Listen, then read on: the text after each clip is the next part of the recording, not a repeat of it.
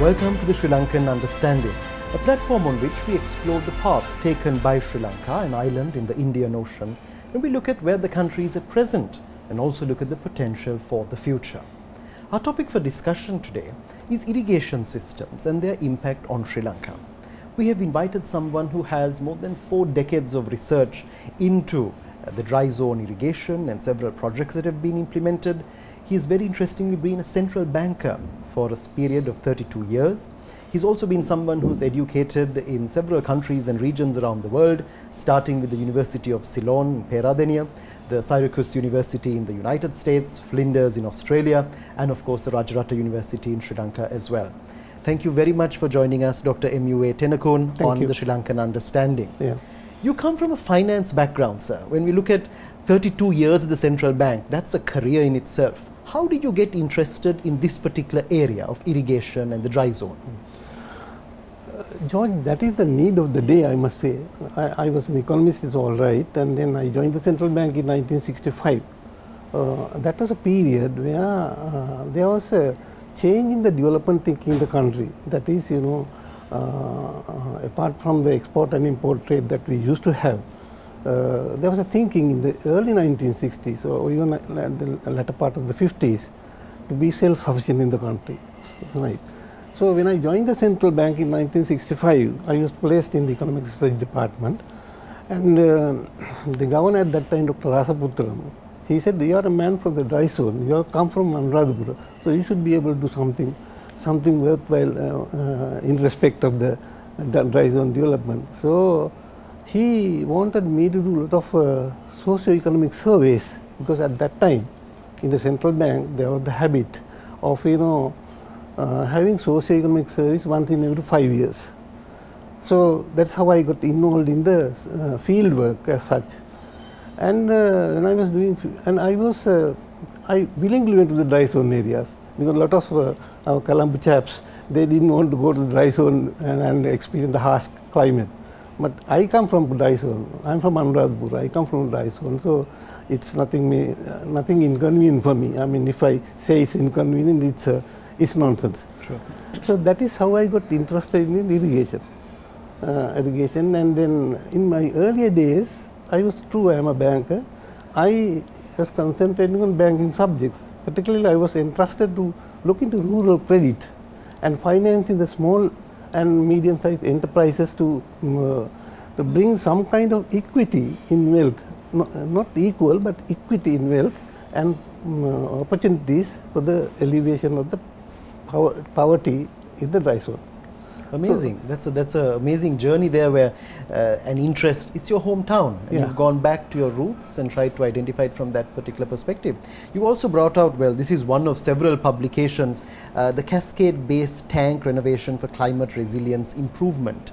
Now, this is, I do believe, we are going back to ancient times. If we go back to those ancient kingdoms, how effective was their system of irrigation?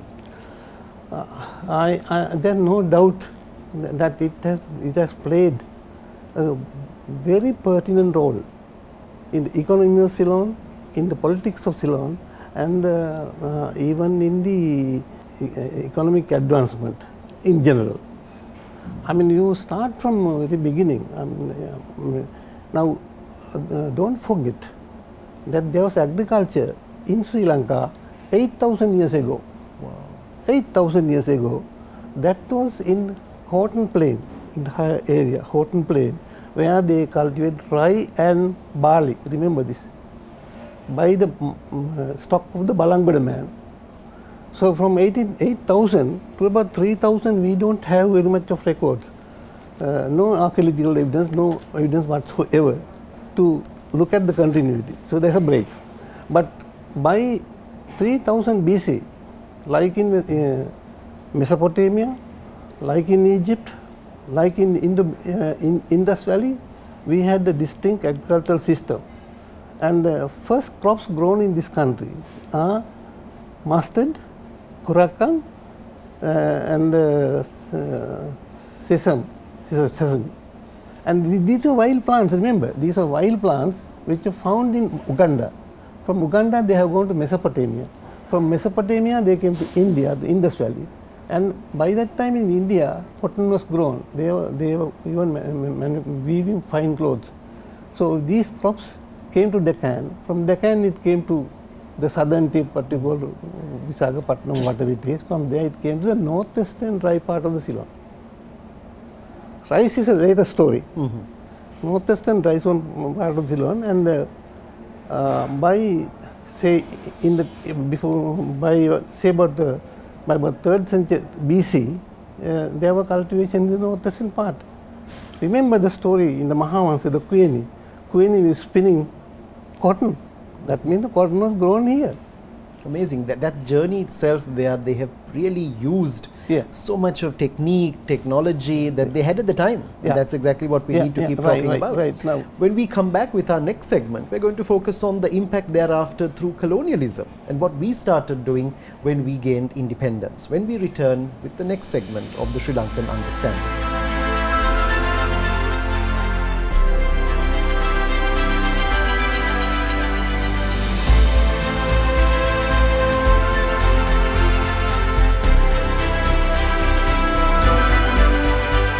Welcome back to the Sri Lankan Understanding. We're in conversation with Dr. Tennekoon, and we're discussing irrigation systems in Sri Lanka. So before we went to the break, you talked about the past and you talked about the time of the ancient kings. If we go to the colonial period, what impact did colonialism have on irrigation in this country? That's a very interesting question. So when you talk in terms of colonialism, don't forget Portuguese and Dutch. Let us combine them. The Portuguese were generally exploiters. They didn't do much for the internal development, generally I am talking. Dutch, of course, very cautious. They counted in terms of profit and loss, and they did some irrigation work in the dry zone, but only so long as it was profitable for decades. But we have really talked about the Britishers. Now, under British colonialism, the Britishers came in 1796, and then by 1805 it was become Crown Colony, and by 1850 they captured the Canadian Kingdom, all that. Now during the British, there were certain good things as well as some bad things. Let me talk about the bad things first and come to the good things. Bad things were, they were trying to expand plantation agriculture in Sri Lanka, and trying to use the local laborers, local Sri Lankan Indians as their laborers. I don't call them servants, but then they are the laborers. They refused for a number of reasons, which I don't want to go into detail. And the British had that revengeful idea, and they even destroyed some of the irrigation systems, which our historians don't talk very much about. For instance, the villas, now from 1815 to about 1848, that was a period where the Sri Lankans had a terrible time with the British. I'm not talking about the administrators or but I'm talking about very ordinary people. And that during that time they tried to crush everything. They destroyed villas. Villas means how many thousand? Laksa is 100,000 tanks. Completely. In fact, the present Yala was a grand extension of paddy fields. They ruined it, you see. So those are some of the things that they have done. They have ruined it, and they never cared to develop the dry zone. They were studying the marvels of dry zone, looking at them as hunters, as explorers, as administrators. But there are exceptions. I must talk about those exceptions. One exception is R.W. Ivers, who was the government agent in Andhra in the 1870s, and he wrote a nice book called Manuals of the North Central Province, which was published in 1899, which I have translated to Sinhala 5 years ago. He really understood. They were trying to understand. The good thing is that some of them were trying to understand what is this irrigation system. Ivers is one. The other man is Codrington. Codrington in the Vavuniya district had done a lot of work. Then by about 1830s, they were trying to really understand, see why this is there, why the sluice is there, what it does and all that. Two of the bad things I must really bring out here. One thing is, after the experience of the rebellions from 1815 to 1848, they don't want any other rebellion to be in the dry zone. So they try to control the mobility of the people. to keep villages in isolation. Because those days, there's a lot of evidences that one village is connected to other village with a road through the bund. So they made a deliberate effort to not to have these bunds very wide. They only made 3 or 4 feet wide. Even a cart couldn't go through, and then they kept the people in isolation. And that is that's a huge impact that colonialism has had, there, especially the British period. Yeah, British period. I'm still talking about what the bad things about the British administration. But coming back to the good things, they have done I mean really good services. One, they try to really understand what is the system, to grasp it and understand the systems. In this respect, I must mention the name of R.F. Kennedy. Kennedy has written an interesting book with 17 diagrams and 35 pages and presented the engineers at that time in Sri Lanka. He said that let us understand what it is, let us go to the field and let us understand it, and he made a very good point. Though these tanks or all these irrigation systems are interlinked, the system includes small tanks, medium-sized tanks, anicuts, canals. He said it should not be looked at, should not be looked in isolation. It's part of one system. So there are a lot for us to understand, and then they were trying to see the sense and substance of these things. That's a good thing. Kennedy later became the director of irrigation. And he established a thing called Public Works Department to look after the renovation of these things. And that was ineffective, because there were thousands and thousands of tanks. And they also tried to study what you call the Bisoko tours. Bisoko tours. I mean, Bisoko tour doesn't have, the Biso and the Queen had nothing to do with it. This all nonsense. Bisoko tour originated from the Vbis, paddy store. You know, they put from the top, release from the bottom. This is the system on which the Biso. It's not Bisoko tour, it's a Bisiko tour. Bisiko tour. Bisiko tour. That is where the terminology also has probably evolved now to some extent. Now, Kibisa, for instance. Kibisa is not Kibisa or anything. Kibisa is Vbisa, because of that area where thousands of acres were cultivated. So Vbisa, through usage, became Kibisa. This terms have changed. Yeah, it changed. Absolutely. Then, of course, the British had to do, took keen interest in irrigation development for a number of other reasons. Number one, particularly during the 2 World Wars, particularly during the Second World War, I'm just talking just before the independence. Yeah. There was food scarcity, import of food. Early the British really had in mind. I mean, they were very shrewd and cunning fellows, so let me accept that. They were trying to import food and have the control on food rather than developing the local agriculture to feed the people, so that they become dependent on them. But the dependency broke down with the coming up of the war. That would have had a huge impact on the country as a whole when we go forward there. And I want to take you on that point there, so we'll come back to that, because we need to now transition from that period of pre-independence into independence. Right. When we return with the next segment of the Sri Lankan Understanding.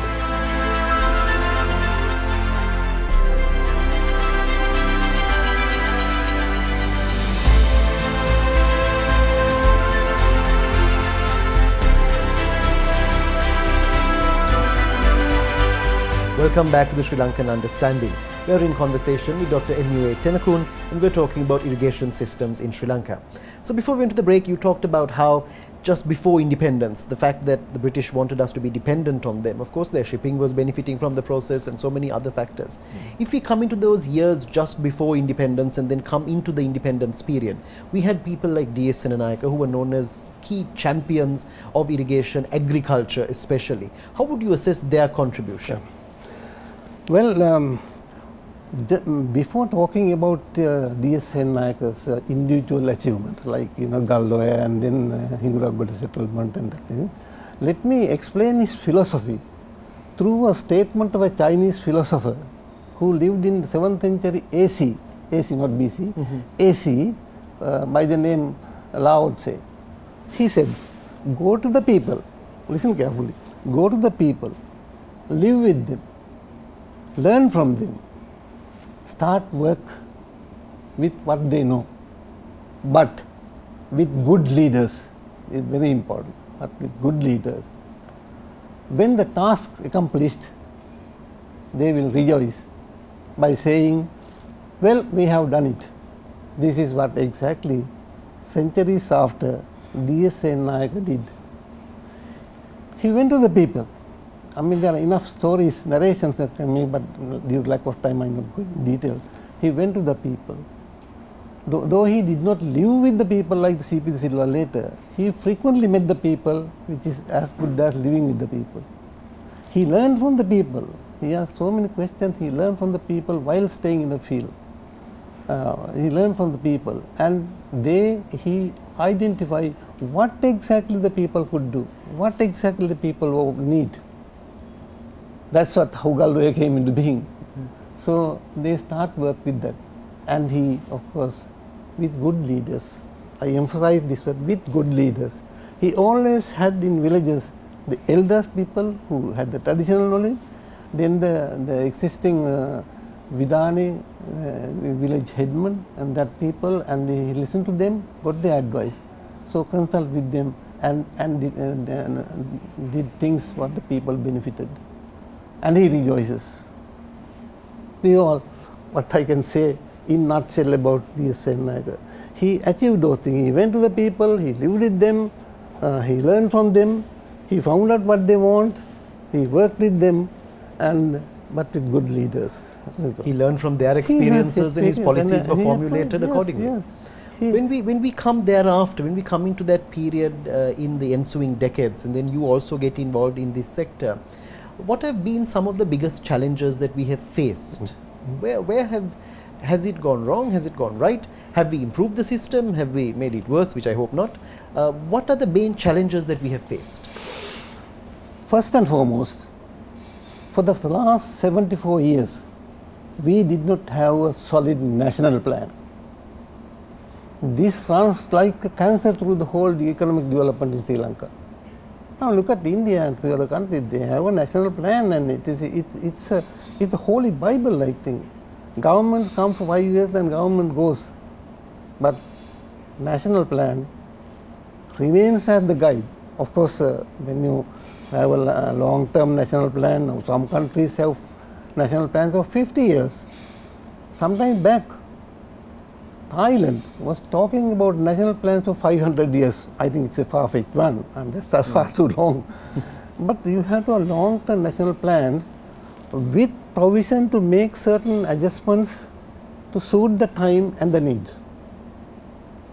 We didn't have, since independence, we didn't have a national plan for agriculture or for the whole economy, whatever it is, national plan. This is the biggest, this is going to be a biggest challenge. What happens in Sri Lanka? Every government comes into power. After 5 years, they put a manifesto, not a plan. And that manifesto is not accepted by the next government power. And this has been going on from independence to date. So, biggest challenge we at the Sri Lankan have is to install a national plan. That is very important. So that we have consistency. Consistency, yes. Of course, with certain minor modifications, the change of time, that's okay. But we have no national plan. That is the number one that we have. So finally, in last point that I want to raise with you, you've dedicated 4 decades of your life to research in this area. You've lived in these areas, you've traveled, you've written so much about it, your publications, your book chapters. Looking into the future, are you very concerned about where we are going? Do you think there is hope at the end of the tunnel? Do you see something bright happening in the years ahead in this sector? To right things to happen in the future, our actions must be right. I mean, if our actions are right, then of course we can see some light at the end of the tunnel. But we don't see it, you see. We are not that steady, you see. We are not that steady. Now, I'm sorry I did not be very harsh on this. The way things are going on, even our food security is at stake. I mean, in 4 or 5 months or 6 months time, our food security is at stake. I don't want to go into details why it happened, So we have certain traits. Because the biggest problem comes this way. Population has a geometric expansion. It gallops in geometrical. Agriculture and food, take agriculture. Agriculture, I mean, you can be broadened into animal husbandry, plantation agriculture, and so many things. Agricultural improvement, agricultural production increase is happening arithmetically. So there's a wide gap between these two. That is the need and the supply. So this is going to be a big problem. So this is going to be a big problem. So at least for the next 1 or 2 years, 1 year or 2 years, whatever it is, we have to have a difficult time. But it does not mean that we should get discouraged. There are plenty of hopes in this country. Our human resources is actually very much improved than before. Human resources. And then in time to come, there will be a large. I mean, if this corona is get under control, there will be a lot of Sri Lankans who will be living internationally and in drawing a lot of play. A lot of professions are already there, which is a loss because they have the brain drain. So we cannot escape the world situation. So we have to live with it. So there will be change in occupations, change in mobility, change in trade, change in new crops coming in, and then there are plenty of opportunities waiting for us. Look at our fisheries sector. I mean, we have such a large ocean around with the resources we have not exploited. So our human resources and the management and the politicians also must try to, while we do agriculture for food security, we have to look into other sources, which is not impossible, difficult, impossible because difficult because there will be competitors. There are world competitors. That's the nature of it, so we have to live with it. So that is where the human resources become very important. I think the future, looking at the younger generation, I'm talking about the people of 20s, the younger generations are very imaginative, very creative. I mean, we have to really help them. In this country, next to the national plan that I mentioned earlier, what we need is a talent search. I'll call it a talent search. Talent in every aspect and then give it. We don't have a talent search. Now, for instance, even in irrigation, how many people know who is doing the best hard work? They are doing in silence. So the government has a responsibility to do a very serious, honest talent search and make use of them. Ensuring the right people are in the right places. Right. So I want to pinpoint them. Search talent, search people who have done years in agriculture, search people who have done years of research in animal husbandry, search people who have done years of research in environmental disasters we are facing. So, and put the right people in the right place, not your political supporters. True. That's a very key message, I guess, and that's something that we're going to take away from this episode, where when we look at the future, we've had such a vibrant past. It's been amazing, and we've had technology, as you mentioned, going back so many decades, centuries. Yes. I mean, not just decades or a few years, it's going back centuries. And this is where that potential, we need to understand what we have done in the past, to understand where we are now and where we can go into the years ahead. And don't forget the traditional knowledge, which is still that is something we need to harness, the right people, the right knowledge, the right technology as we go into the future. Irrigation remains a backbone of sufficiency in a country, how a country would manage. It is a very, very critical, vital area, and it has been for Sri Lanka for a very long time. Thank you very much, Dr. Tennekoon, for taking time to join us. It has been a pleasure for us to have you on the show. Join us again next time on the Sri Lankan Understanding when we explore another area. We look at the past, the present, and where the country can go in the future.